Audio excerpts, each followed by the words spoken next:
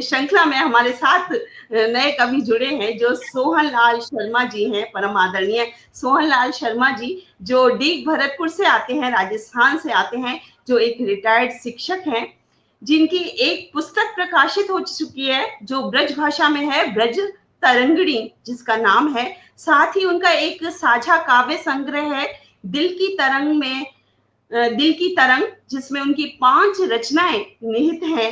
ऐसे हैं हमारे आदरणीय सोहन लाल शर्मा जी। और आपका मृदुल व्यक्तित्व है जो आपकी कविताओं में परिलक्षित होता है। आप मूलतः व्यंग लिखते हैं, लेकिन वो व्यंग बहुत सार्थक है। मैंने कई बार मंचों पर सर को सुना है। मेरे आदरणीय बड़े भाई हैं जो मेरे मायके की तरफ से ही आते हैं। मैं उन्हें कुछ पंक्तियों से आमंत्रित करती हूँ कि मेरे पुण्य कर्म थे शायद जो मुझको ये दान मिला, मेरे पुण्य कर्म थे शायद जो मुझको ये दान मिला, कहने को कविता मिली और रहने को हिंदुस्तान मिला, कहने को कविता मिली, रहने को हिंदुस्तान मिला। ऐसे हैं हमारे बहुआयामी व्यक्तित्व के धनी आदरणीय सोहन लाल शर्मा जी। उन्हें मैं बड़े ही प्यार और विनम्रता के साथ अपने इस खूबसूरत मंच पर आमंत्रित करती हूँ कि वो आए और अपनी रचनाओं से हम सबको आह्लादित करें, हमारे मंच की का गौरव बढ़ाएं। तो आदरणीय स्वागत है आपका। मंच को प्रणाम करता हूँ। आवाज आ रही है? आवाज आ रही है? बिल्कुल आ रही है sir. The Narendra Joshi magic man जो पटल है, कईयों महीने पहले मैंने इस पर पाठ किया था। मैं पुनः इस पटल को बहुत बहुत साधुवाद देना चाहता हूँ, बहुत बहुत आभार प्रकट करना चाहता हूँ कि हिंदी दिवस से पहले लगातार 15 दिन का ये अनूठा कार्यक्रम आयोजित किया है। और मेरी बहन अर्चना जो कि भरतपुर से ही है लेकिन फिलहाल ग्वालियर में है, मैं आप सबको प्रणाम करता हूँ। और शायद ऊपर त्यागी जी बैठी है क्या? हाँ, त्यागी जी को भी नमस्कार करता हूँ। योगिता जी जुड़ी है सर। मैं माँ शारदे की अर्चना करना चाहता हूँ कुछ पंक्तियों। अरे वाह वाह सर, बहुत स्वागत है सर। कि मातु कृपा बना दीजिए, ये त्योहार लगा दीजिए, मातु कृपा बना दीजिए, मातु कृपा बना दीजिए, मुझे अपना बना लीजिए, मुझे अपना बना लीजिए, मातु कृपा बना लीजिए, मुझे अपना बना लीजिए। जब माँ मुझे अपना बना लेगी, जब माँ मुझ पर कृपा की बारिश कर देगी, बरसात कर देगी, तब मैं माँ से 3 वरदान मांगूंगा। मेरी 3 ख्वाहिश है, मेरी 3 तमन्ना है, 3 दिल की इच्छा है। और उन 3 दिल की इच्छाओं को मैंने 3 बंदों में पिरोया है। पहली बात, मैं क्या चाहता हूँ, बिल्कुल नई सरस्वती वंदना है। आपने पटलों पर इस तरह की सरस्वती वंदना नहीं सुनी होगी, मैंने भी 1-2 पटलों पर ही पढ़ी है, नया प्रयोग किया है। पहली तमन्ना रखता हूँ कि छंद दोहे चौपाई के सब, छंद दोहे चौपाई के सब, कि छंद दोहे चौपाई की सब, छंद दोहे चौपाई की सब, ABCD सिखा दीजिए, ABCD सिखा दीजिए, मातु कृपा बना दीजिए, मुझे अपना बना लीजिए, मुझे अपना बना लीजिए। दूसरी ख्वाहिश मेरी क्या है वो मैं रखता हूं दूसरे बंद में। कि राह सच्ची पे चलता रहूं, राह सच्ची पे चलता रहूं, राह सच्ची पे चलता रहूं, राह सच्ची पे चलता रहूं, ऐसा मंत्र बता दीजिए, ऐसा मंत्र बता दीजिए, मात कृपा बना दीजिए, मात कृपा बना दीजिए, मुझे अपना बना दीजिए, मुझे अपना बना लीजिए। तीसरी तमन्ना, तीसरी ख्वाहिश मेरी क्या है, वो तीसरे बंद में आपके समक्ष रखता हूँ। जी, बहुत स्वागत है। अर्चना जी गायब हो गई। अर्चना जी हैं सर, योगिता हाँ, जी। अर्चना जी हैं, त्यागी जी हैं शायद, त्यागी जी गायब हो गई। अर्चना जी तीसरा बंद रखता हूँ मैं। आप सुन रही हो सर आपको? अच्छा अच्छा, आ गई। हाँ ठीक है, ठीक है। स्वागत है सर। तीसरा बंद रखता हूँ मैं। क्या चाहता हूँ माता से जी, कि देश सेवा ही करता रहूं, राष्ट्र सेवा ही करता रहूं, देश सेवा ही करता रहूं, राष्ट्र सेवा ही करता रहूं, ऐसा जज्बा जगा दीजिए, ऐसा जज्बा जगा दीजिए, मात कृपा बना दीजिए, मात कृपा बना दीजिए, मुझे अपना बना लीजिए, मुझे अपना बना लीजिए, मुझे अपना बना लीजिए। कई श्रोताओं के अभी कमेंट्स मैंने देखे हैं। रजनीश बहन, रजनीश जी गोयल बहुत अच्छी गायिका हैं, बहुत अच्छी गीतकार हैं, अभी दिखाई दी थी। मैं आप सबका बहुत बहुत स्वागत करता हूं, श्रोताओं का। और बहन जी, परसों जन्माष्टमी थी और चूंकि मैं भरतपुर जिले का हूं, मैं ब्रज का हूं, ब्रजभाषी हूं मैं और ब्रजवासी भी हूं, तो मैं भगवान श्री कृष्ण की दो कवित्व के माध्यम से चापलूसी करना चाहता हूं, भगवान श्री कृष्ण की अरदास लगाना चाहता हूं। निवेदित है दो कवित्व ब्रजभाषा। जी सर, बिल्कुल आपका स्वागत है। और आपने इतनी सुंदर वंदना कही है, आपने तो मुझे लगता है अपनी वंदना के थ्रू सब कुछ मांग लिया।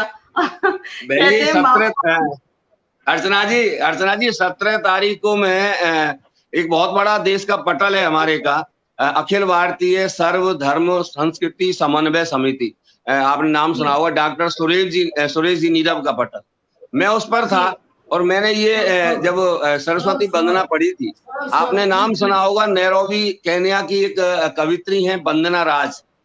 वंदना राज उस कार्यक्रम में थी। 9-10 विदेशी मूल के, अपने भारतीय मूल के थे लेकिन वो विदेश में रहते हैं, वो सुन रहे थे। तो उनका मैंने कमेंट पढ़ा, तो उसने बाद में पढ़ा, तो उसमें लिखा हुआ था कि मेरे जीवन की सबसे सुंदर सरस्वती वंदना। ऐसी टिप्पणियां जब हमको मिलती हैं तो हमारा उत्साहवर्धन होता है, हमको संजीवनी मिलती है। मैं दो कवित्व रखता हूँ भगवान श्री कृष्ण के श्री चरण। जी सर, स्वागत है। रचनाकार तू महान, के रचनाकार तू महान, रचोई सकल जहान, रचे धरा आसमान, रचे दिन रात है, सब भगवान की कृपा है। कि रचनाकार तू महान, रचो है सकल जहान, रचे धरा आसमान, रचे दिन रात हैं, और जलचर नभचर और सग थल चर, जलचर नभचर और सग थल चर, जी मैं तेरी कृपा ते दियो तेरो खात है, कि जी मैं तेरी कृपा ते दियो तेरो खात है, कि रंग बने राजा फिर राजा को बनावे रंग, साच बने झूठ झूठ साच बन जात है, कि साच बने झूठ झूठ साच बन जात है, कि दीन रखवारे भगतन के सहारे नाथ, लख तेरी माया हम गुण तेरे गात हैं, लख तेरी माया हम गुण तेरे गात हैं, लख तेरी माया हम गुण तेरे गात हैं। एक कविता और आपके सामने, बहुत सुंदर।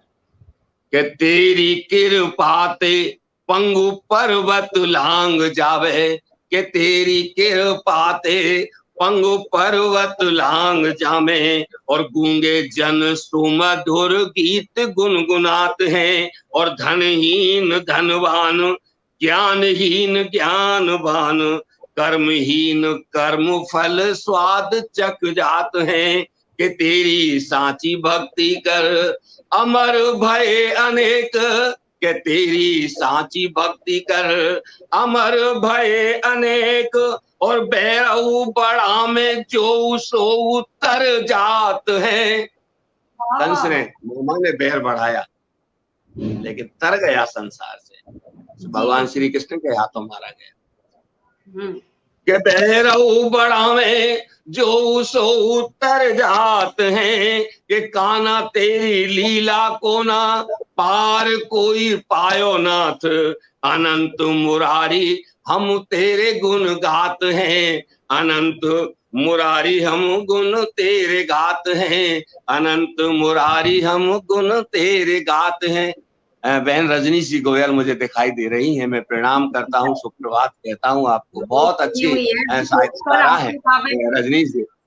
मैं आगे बढ़ता हूँ बहन जी, आप कुछ कहना चाहो तो बोल लो, थोड़ा मुझे भी तसल्ली मिलेगी, थोड़ी सांस मेरी भी जुड़ जाएगी। हाँ बोलिए आप। मैं तो बस निशब्द हूँ आपका ये काव्य पाठ सुनकर। नहीं ऐसा नहीं, असल में क्या है, मेरा गला थोड़ा संग कम दे रहा है। कारण क्या, कल मैं अखिल भारतीय काव्य मंच मुंबई पे था, 1 घंटे जो काव्य पाठ किया, तो वो इतना थका देता है काव्य पाठ कि बस पूछो मत। लेकिन फिर भी इनका जब आदेश हुआ कि 6:45 में पढ़ना है, तो मैं तो लेट जगने वाला आदमी आज 4 बजे ही जग गया। आज गृहिणी ने 4 बजे ही चाय बना दी।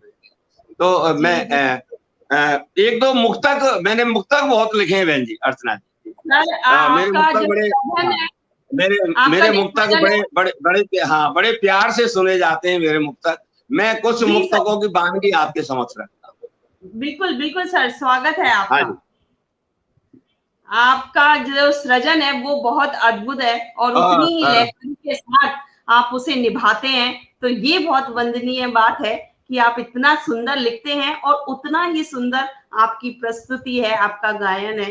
तो सर सोने पर सुहागा हो जाता है ये सब। और हमारे बीच जो भी दर्शक जुड़े हुए हैं, मैं उन सभी का अभिनंदन करती हूँ हमारे इस मंच के माध्यम से, कि वो बने रहें और बहुत अच्छे और वरिष्ठ कवि आज हमारे मंच को गौरव प्रदान कर रहे हैं। उन्हें सुनिए आप और जुड़े रहिए हमारे साथ। सर स्वागत है आपका। मैं अर्चना जी विश्व की समस्त माँओं को प्रणाम करता हूँ, और माँ शीर्षक से एक मुक्तक आपके निवेदन करता हूँ कि माँ क्या होती है संसार में, मैंने उसको परिभाषित करने का प्रयास किया। बिल्कुल बिल्कुल। कि गृहस्थी के गमों को मुस्कुरा कर जो पिया करती, रजनी जी यहाँ पर हैं, रजनी जी सुन रही हैं, मैं आपके श्री चरणों में बहन रखता हूँ इस मुक्तक को। कि गृहस्थी के गमों को मुस्कुरा कर जो पिया करती, और फरिश्ते की तरह जो मात दुनिया में जिया करती, फरिश्ते की तरह जो मात दुनिया में जिया करती, कि ये दुनिया पूजती माँ को कि जो तूफान के आगे, ये दुनिया पूजती माँ को कि जो तूफान के आगे चिरागों को जलाने का करिश्मा सा किया करती, चिरागों को जलाने का करिश्मा सा किया करती, चिरागों को जलाने का करिश्मा सा किया करती। बहुत सुंदर सर, बहुत और सुंदर। एक माँ और है हमारी अर्चना जी, हमारी एक माँ और है, माँ गंगा। हम सबकी आस्था का प्रतीक हमारी माँ गंगा, जो करोड़ों करोड़ लोगों को रोजगार देने वाली माँ गंगा, हमारे खेतों की सिंचाई के लिए पानी देने वाली माँ गंगा। हमारी माँ का सच्चा रूप अगर हम देखते हैं तो माँ गंगा में देखते हैं। 4 पंक्तियों से वंदना करना चाहता हूं उस माँ गंगा की, अपने देश की, निवेदित। बिल्कुल सर, स्वागत है। कि किनारे पर फला फूला वो हिंदुस्तान है गंगा, है क्या गंगा? गंगा के किनारे ही हिंदुस्तान है साहब। कि किनारों पर फला फूला वो हिंदुस्तान है गंगा, न हिंदू है ईसाई सिख न मुसलमान है गंगा, न हिंदू है ईसाई सिख न मुसलमान है गंगा। कि जुबाने खींच लेंगे गर कहा बहता हुआ पानी, कि जुबाने खींच लेंगे गर कहा बहता हुआ पानी, नहीं है सिर्फ सरता हिंद की पहचान है गंगा, नहीं है सिर्फ सरता हिंद की पहचान है गंगा। किनारों पर फला फूला वो हिंदुस्तान है गंगा। सर आपने इन 4 पंक्तियों में जीवन का पूरा सार कह दिया, तो क्या कहने सर आपके सृजन के। बहुत अभिनंदनीय है आपका सृजन। आप जो भी लिखते हैं, जो भी पढ़ते हैं, तो उसमें पूरा जीवन का सार निहित है। मुझे ऐसा लगता है आपने 4 पंक्तियों में पूरे जीवन का संदेश दे दिया। गंगा की बात कही आपने, भारत माता की बात कही आपने। एक छंद और पढ़ता हूँ आपको मैं, एक छंद आप रखता हूँ आपके समक्ष। बहुत नया छंद, बिल्कुल नया छंद लिखा है मैंने, और मैं इस तरह की कविताएं भी लिख सकता हूँ, ये मैं आपको वानगी दे रहा हूँ।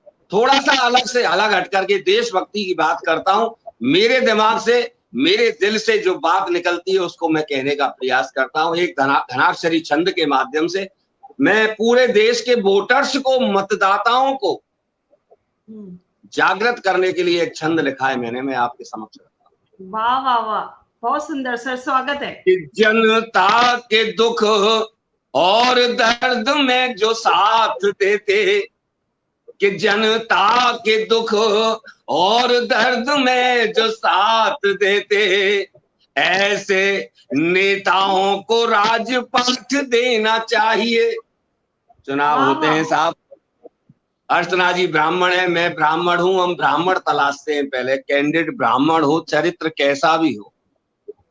हम प्रजातंत्र को नहीं संभाल पाए हमारे देश के लोग, हमारे देश के वोटर नेताओं के बरगलाने में आ जाते हैं। तब मैं कहता हूं कि जनता के दुख और दर्द में जो साथ देते, ऐसे नेताओं को राजपाठ देना चाहिए। और जिनके हाथ निर्दोष खून से सजे हुए हैं, कि जिनके हाथ निर्दोष खून से सजे हुए हैं, काल कोठरी में नहीं ठाट देना चाहिए। 10-10 साल दुर्दांत बंद रहते हैं हमारे देश की कोठरियों में, जेलों में, बिरयानी उनको खिलाई जाती है, ठाट दिए जाते हैं। मैं मना करता हूं इस बात को, कि हाथ जिनके निर्दोष खून से सने हुए हैं, काल कोठरी में नहीं ठाट देना चाहिए।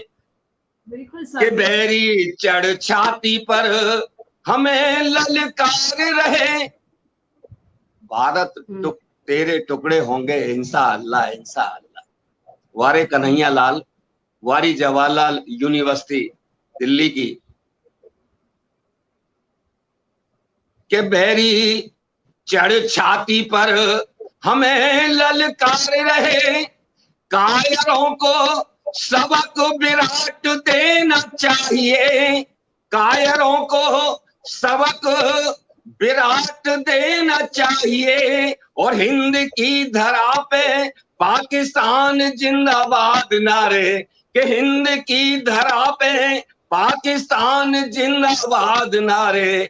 जीभ जो लगा है उसे काट देना चाहिए, जीभ जो लगा है उसे काट देना चाहिए, जीभ जो लगा है उसे काट देना चाहिए। बहुत सुंदर सर, बहुत सुंदर। आपने घनाक्षरी पढ़ी, क्या कहने सर, इतना अद्भुत आप। मेरे पास बहन जी इतने मुक्तक हैं कि आप दिन भर सुनती रहो, लेकिन समय की सीमा है।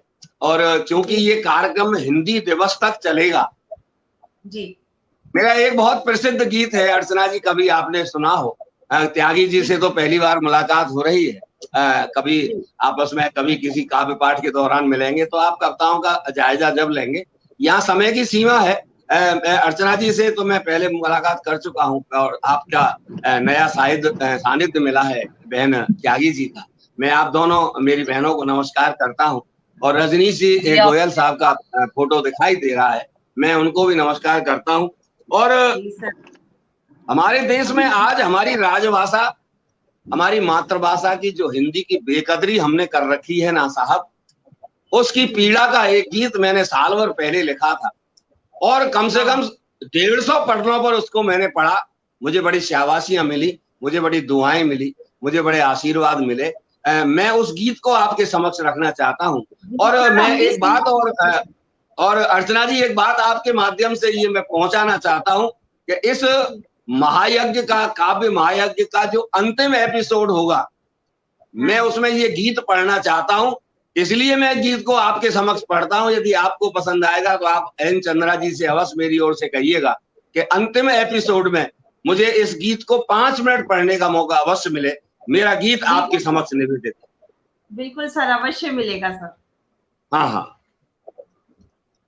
जरूर सर। जोशी जी, हम अपने बहन जी बच्चों का जब एडमिशन कराते हैं ना बहन जी, तो हमें हिंदी मीडियम स्कूल में नहीं कराते, हम अंग्रेजी मीडियम स्कूल में पढ़ाते हैं।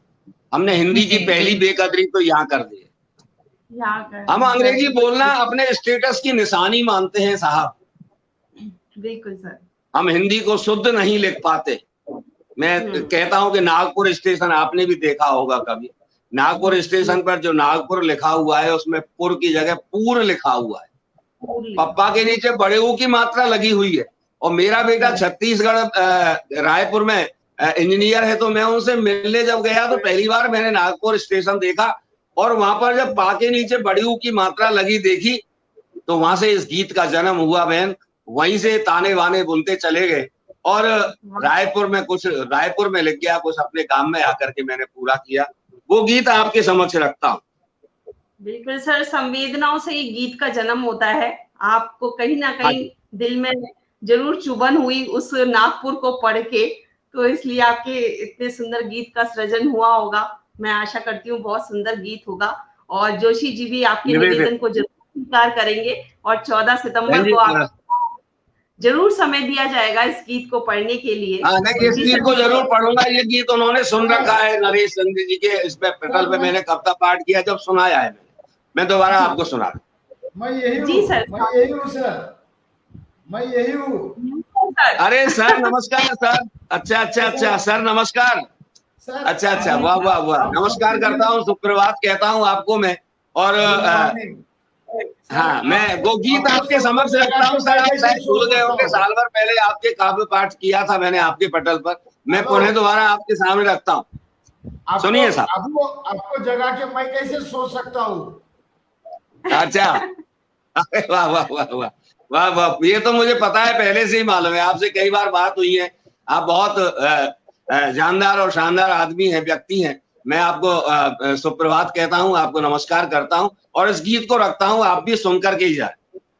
जी सर, बिल्कुल सर। कि हिंदुस्तान की आशा को और भूल गए उस भाषा को, कि हिंदुस्तान की आशा को और भूल गए उस भाषा को कि अपना परिचय देने वाली संस्कृति की परिभाषा को, अपना परिचय देने वाली संस्कृति की परिभाषा को, कि जब घर में ना बोले अपनी भाषा स्वाभिमान से। घर में भी अंग्रेजी बोलना चाहते हैं साहब, हम बच्चों से वाटर कहलाना चाहते हैं, मिल्क कहलवाना चाहते हैं, दूध नहीं कहलवाना चाहते।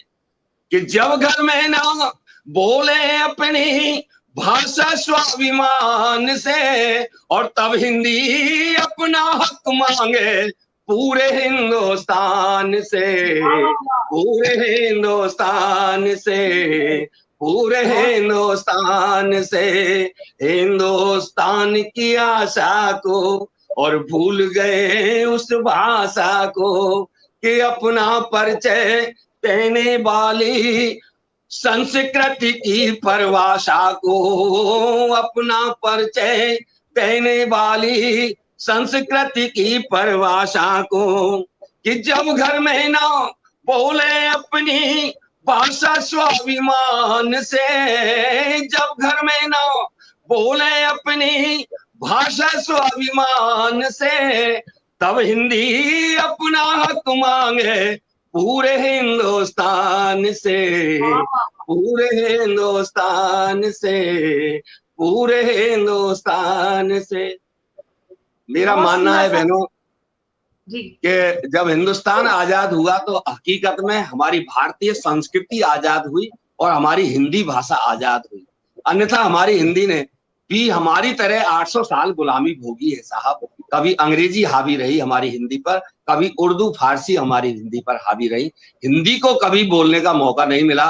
वो 1947 15 अगस्त के बाद उसने ये महसूस किया कि मेरी हिंदी की आवाज है इस हिंदुस्तान में, तब मैं बात करता हूं। लेकिन आज हमारी हिंदी सबसे निचले स्तर पर है। हमारे देश के अंदर जितनी भाषाएं बोली जाती हैं, एक राजस्थान का व्यक्ति राजस्थानी भाषा को संविधान की अनुच्छेद में शामिल करने के लिए तो बात करता है, लेकिन हिंदी के सशक्तिकरण की बात नहीं करता है। तब मैं आपसे बात करता हूँ कि लगता है हिंदी भाषा पर सब भाषाएं भारी हैं, कि लगता है हिंदी भाषा पर सब भाषाएं भारी है, कि अब तक तो हिंदी ही घायल हिंदुस्तान की बारी है, कि अब तक तो हिंदी ही घायल हिंदुस्तान की बारी है, कि आज कहाँ वो गायब है अब अपने ही गलियारों से, जैसे चिड़िया रूठ गई हो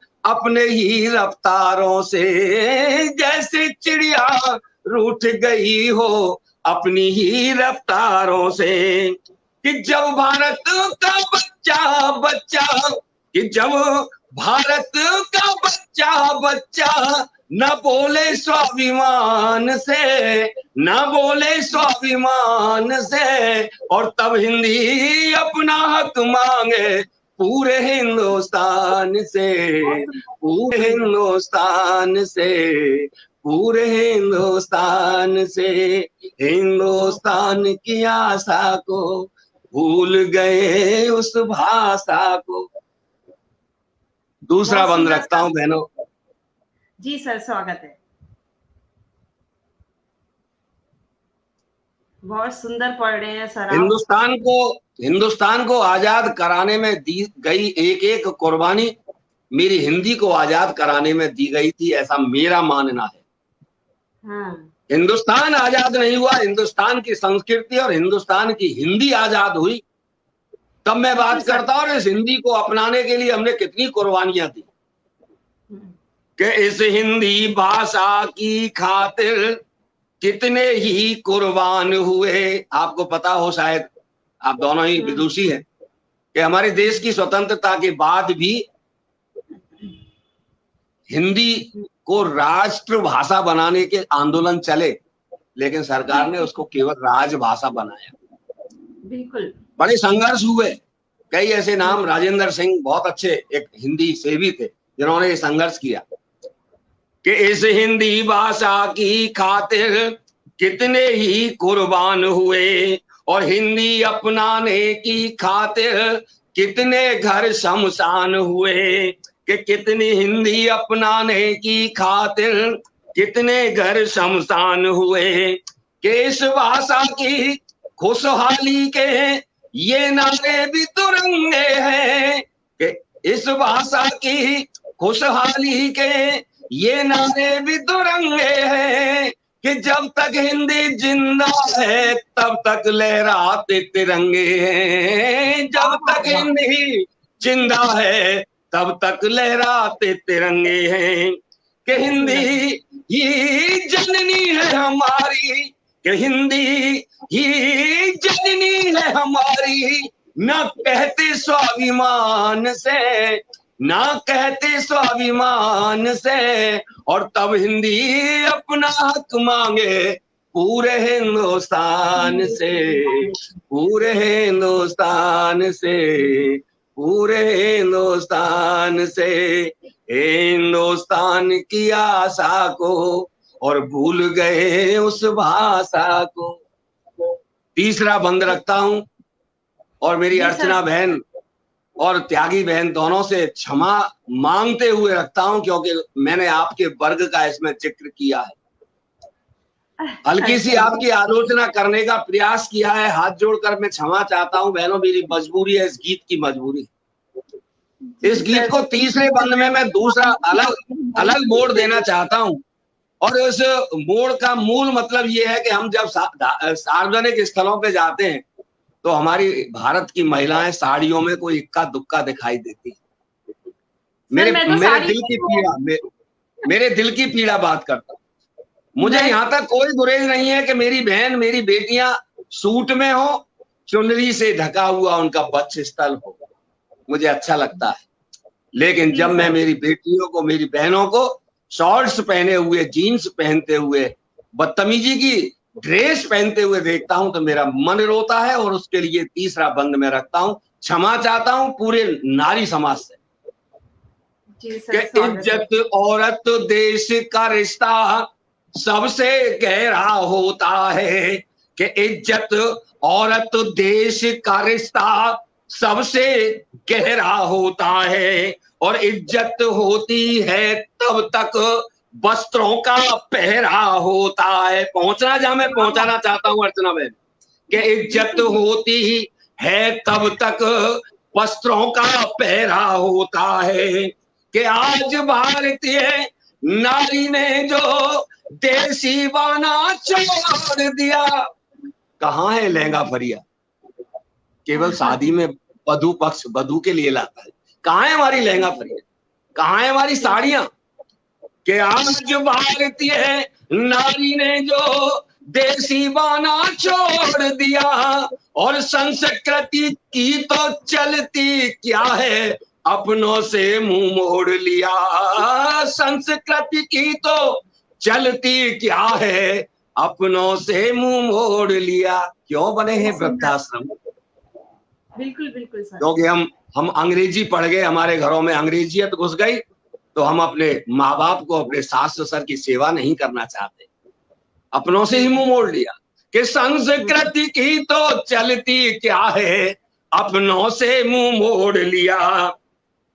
कि हिंदी क्यों हुआ ऐसा, कि हिंदी भाषा रूपी चुनरी, कि हिंदी भाषा रूपी चुनरी जो छूटी है प्रधान से, जो छूटी है प्रधान से, और तब हिंदी अपना हक मांगे पूरे हिंदुस्तान से, पूरे हिंदुस्तान से, पूरे हिंदुस्तान से।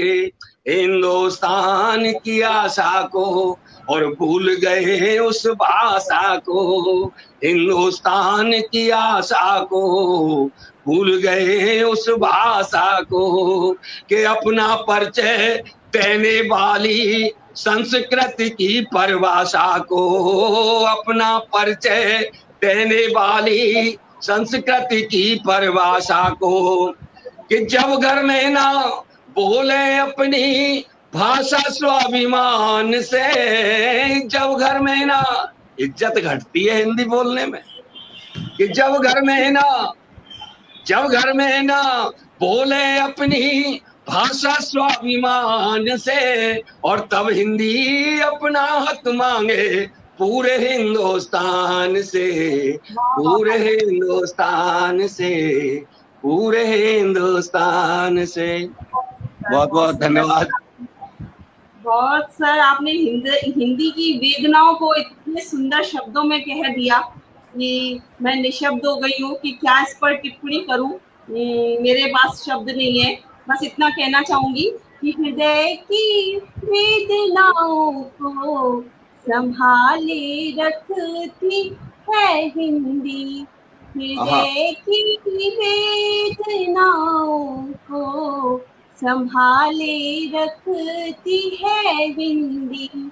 ये एहसासों की भाषा है, पल्लवित मन की अभिलाषा। ये एहसासों की भाषा है, पल्लवित मन की अभिलाषा। ये तपती धूप में शीतल छाँव है मेरी हिंदी, ये तपती धूप में शीतल छाँव है मेरी हिंदी, कि जिसके अंक में मिलता वो माँ का लाड है हिंदी, कि जिसके अंक में मिलता वो माँ का लाड है हिंदी। तो हिंदी हमारी माँ है, हमारी मातृभूमि है। बहुत सुंदर जी जी, बहुत शुक्रिया। अभी अब समय कितना शेष है अर्चना जी? जी सर, अभी तो 5 मिनट है। अभी हमारे तीसरे कवि जुड़ेंगे हमारी इसी श्रृंखला से। और सर मैं आपका आभार। नहीं, अभी 5 मिनट मेरे लिए है ना? मेरी आवाज आ रही है 5 मिनट योगिता जी? मेरे लिए है ना 5 मिनट? 5 मिनट आपके लिए है। आवाज आ रही है मेरी? हाँ नहीं ठीक है। तो मैं आपकी चापलूसी करना चाहता हूँ। मैं नारी समाज की चापलूसी भी करना जानता हूँ। मैंने अभी नारी समाज को हल्की सी एक फटकार लगाई, प्यार भरी। तो नारी समाज की मैं मेरी आवाज नहीं आ रही? मेरी आवाज नहीं आ रही क्या? नेटवर्क इशू है। आ रही है सर, आ रही है। जोशी जी आप बताइए। सर पढ़ो ना, आपकी आवाज आ रही है। आपके 4 मिनट बचे हैं। हाँ तो मैं दो छंद बोल देता हूँ साहब, 2 छंद बोल देता हूँ। सुनिए बहन जी, मैं भारत की बेटियों की वंदना करना चाहता हूँ। मैं उन बेटियों के नाम ले लेकर के उनकी वंदना करना चाहता हूँ जिन बेटियों के दम पर हमारी भारतीय संस्कृति को दुनिया की सर्वश्रेष्ठ संस्कृति माना जाता है। मैं 2 घनाक्षरी छंद नारियों के लिए समर्पित करता हूँ, भारत की बेटियों के लिए समर्पित करता हूँ। मेरी बहन बेबाराज अभी दिखाई दी है, मैं आपको प्रणाम करता हूँ। बेबाराज जी, वैभवी बहुत अच्छी कवित्री हैं आप। और मेरी गृहिणी रजनी शर्मा भी सुन रही हैं, मेरी पुत्रवधू भी सुन रही हैं। आप सब मेरी बहनें, मेरी माताएं सब सुन रहे हैं। आप सबको मैं सुप्रभात कहता हूँ। और 2 छंद माताओं को, बहनों को सुबह सुबह प्रसन्न करना चाहता हूं मैं, उनकी वंदना कर। कि संयम व साहस से घर को चलाने वाली मानवा हया का चलचित्र बनी बेटियां। कैसी बेटियां हुई मेरे देश। कल्पना चावला से जब अंतरिक्ष में उड़ रही थी, पूछा अनुसंधान केंद्र के नियंत्रण कक्ष से पूछा कि कल्पना थोड़ा नीचे भी नजर डालो, क्या दिखाई देता है धरती पर आपको? तो उसने केवल एक बात कही थी कि सारे जहां से अच्छा हिंदुस्तान। हमारी बेटियां इतनी संस्कारित होती हैं कि संयम व साहस से घर को चलाने वाली मानवा हया का चलचित्र बनी बेटियां, और बैरियों के हाथ मातृभूमि को गंवाने पर, के बैरियों के हाथ मातृभूमि को गंवाने पर लक्ष्मीबाई बन के विचित्र बनी बेटियां, के दुष्ट कौरवों का सर्वनाश करवाने वाली, के दुष्ट कौरवों का सर्वनाश करवाने वाली द्रौपदी सा अटल चरित्र बनी बेटियां, द्रौपदी सा अटल चरित्र बनी बेटियां, और अस्मिता पे उंगली उठी तो आग में उतर के, अस्मिता पे उंगली उठी तो आग में उतर, सीता जैसी पावन पवित्र बनी बेटियां, सीता जैसी पावन पवित्र बनी बेटियां। बहुत और मैं 4 बेटियों की बात करता हूँ, 3 बेटियों की बात की, इस भारत माता की 3 बेटियों की बात की। पहले मैंने द्रौपदी की बात की, लक्ष्मीबाई, रानी लक्ष्मीबाई की बात की, सीता माता की बात की। 4 और बेटियां हैं जिनकी मैं बात करना चाहता हूं, उनको प्रणाम करना चाहता हूं। जी सर, बहुत स्वागत है। कि पावन पवित्र प्रेम पथ अपनाती है तो मीरा जैसा अटल विश्वास गढ़ लेती है। मेरे राजस्थान की मीरा, मेरे राजस्थान की मीरा, जिसने जो जवानी में विधवा हुई और अपना पूरा जीवन श्री कृष्ण के चरणों में व्यतीत कर दिया। मेरे तो गिरधर गोपाल दूसरा न कोई। कि पावन पवित्र प्रेम पथ अपनाती हैं तो मीरा जैसा अटल विश्वास गढ़ लेती हैं, और निवारित प्रीत की जो बनती है राधा रानी। मैं ब्रज का हूं, इस पंक्ति को बड़े चाप से गाता, कि निवारित प्रीत की जो बनती है राधा रानी, हर घर मंदिर निवास गढ़ लेती हैं। कि निवारित प्रीत की जो बनती है राधा रानी, हर घर मंदिर निवास गढ़ लेती हैं। कि ब्रह्मा विष्णु महेश की इच्छा पूरी करने को अनसुईया जैसा प्रयास गढ़ लेती है, अनसुईया जैसा प्रयास गढ़ लेती है, और यमराज के समक्ष। इससे अच्छी पंक्ति मैंने जीवन में नहीं लिखी साहब। मैं उस महानारी की वंदना करना चाहता हूं जिसने अपने पति को यमराज के चंगुल में से छुड़ा दिया। कि यमराज के समक्ष सतीत्व का सवाल हो तो, कि यमराज के समक्ष सतीत्व का सवाल हो तो, सावित्री जैसी नारियां इतिहास गढ़ लेती हैं, सावित्री जैसी नारियां इतिहास गढ़ लेती हैं, सावित्री जैसी नारियां। और हमारे राजस्थान में तो अर्चना जी आपको पता है कि कैसी कैसी नारी पीर हुई। पद्मावती का नाम खूब सुना है, लेकिन सबसे वंदनीय और सबसे पूजनीय अगर कोई नारी हुई है ना राजस्थान की धरती पर, तो वो पन्ना धाय हुई है, जिसने अपने वतन के लिए, अपनी वतन की मिट्टी के लिए, अपने गोदी के लाडले बेटे को अपनी आंखों के सामने तलवार से कटते हुए देखा। मैं 6 पंक्तियां पढ़ता हूं, उसकी वंदना में पढ़ता हूं कि राणा प्रताप को दुनिया मानती होगी, लेकिन मैं पन्ना धाय से ज्यादा तपस्वी, त्यागी और वतन परस्त कोई महिला को नहीं मानता। कि ना कोई हल्दी घाटी की माटी को चंदन कहता, कि ना कोई हल्दी घाटी को कौन जानता। राणा प्रताप होते ही नहीं, उदय सिंह अगर उस दिन खत्म हो जाए चंदन की जगह पर, तो फिर तो वंश चलता कहां से। महाराणा प्रताप आगे तो हुए। कि ना कोई हल्दी घाटी की माटी को चंदन कहता, श्री राम का कोई वंशज ना वन में पीड़ा सहता, ना कोई झाला होते, ना कोई सूरी हकीम होते। सब पन्ना धाय के कारण हुए ये लोग। इतिहास में अगर इनका नाम आया तो पन्ना धाय के कारण आया।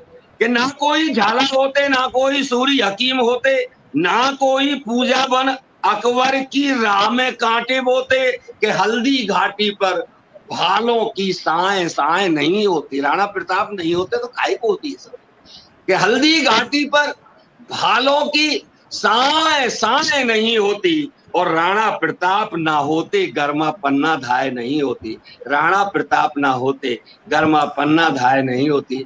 अर्चना जी मैंने ज्यादा समय ले लिया है, क्षमा के साथ। मैं आप सबको नमस्कार करता हूं और अपनी वाणी को विराम देता हूं। जय हिंद, जय भारत, वंदे मातरम। जी सर, बहुत आभार और बहुत शुक्रिया मैं अपने इस मंच के माध्यम से करना चाहूंगी। कि आपने हमारे इस मंच को गौरवान्वित कर दिया। आपकी रचनाओं ने, आपकी प्रस्तुति ने इस मंच को अवश्य ही गौरवान्वित किया है। और आपके लिए सिर्फ इतना ही कहना चाहूंगी कि गोपाल दास नीरज जी की जो पंक्तियां हैं कि आत्मा के सौंदर्य का शब्द रूप है काव्य, आत्मा के सौंदर्य का शब्द रूप है काव्य, और मानव होना भाग्य है और कवि होना सौभाग्य। और उसमें भी सोहनलाल शर्मा जी जैसे कवि होना वास्तव में एक सौभाग्य का विषय है। आपने सचमुच हमारे मंच को गौरवान्वित किया है। आपका हृदय से आभार कि आपने हमें समय दिया, इतनी सशक्त और सारगर्भित रचनाओं का आपने हमारे इस मंच से काव्य पाठ किया। आपका हृदय से बहुत आभार व्यक्त करती हूँ। और अब इसी श्रृंखला में मैं एक निवेदन कर दूं अर्चना जी, पुनः याद दिला दूं आपको कि 14 तारीख को अंतिम एपिसोड में मुझे जबरदस्ती घुसाना है, आपको दोबारा याद दिलाना है जोशी जी को जरूर। ठीक है, नमस्कार। ठीक है, नमस्कार। अवश्य। हाँ, नमस्कार त्यागी बहन जी, योगिता त्यागी बहन जी को नमस्कार। जी भाई साहब नमस्कार। अवश्य ही आपको